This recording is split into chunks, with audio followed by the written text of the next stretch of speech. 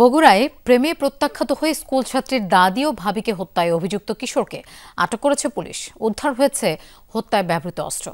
হাসপাতালে চিকিৎসাধীন ছাত্রী। শোকের মাতম এখন পরিবারে। হত্যার বিচার চেয়েছেন তারা।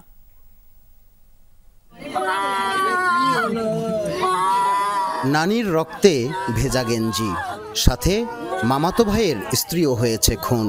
পরিবারের দুই সদস্যকে হারিয়ে শোকের এমন মাতম।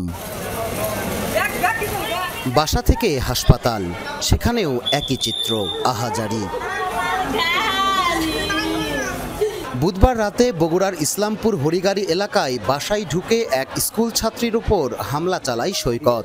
বাঁচাতে গেলে ছুরিকাঘাত করা হয় দাদি লাইলি বেওয়া ও ভাবি হাবিবা ইয়াসমিনকেও। পরে হাসপাতালে মারা যান তারা। নিবিড় পর্যবেক্ষণে আহত স্কুল ছাত্রী।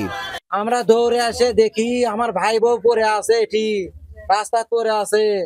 তারপরে দেখি নানি পড়ে আছে। মেয়ে রাজি নাই, কিন্তু ওই ছোড়া মনে করেন যে জোর করে মনে হয় ওই ভালোবাসবে চায়, কিন্তু তো তা করবি না। স্বজন আর এলাকাবাসী জানান, ওই স্কুল ছাত্রীকে দীর্ঘদিন ধরেই উত্ত্যক্ত করছিল এলাকারই বখাটে সৈকত। এ নিয়ে কয়েক দফা সালিশি বৈঠকও হয়েছে, তবুও পাল্টায়নি তার স্বভাব। এটা হচ্ছে লাভ স্টোরি।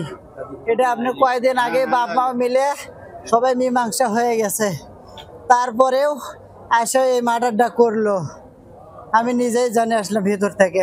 যারা সবসময় বাড়িতে পদ্মার কাজ করে, বাড়ির মধ্যে যায় এভাবে হত্যা করে, এটা নরপিশাচ। পুলিশি অভিযানে ভোররাতে শহরের খান্দার এলাকা থেকে ধরা পড়ে অভিযুক্ত সৈকত।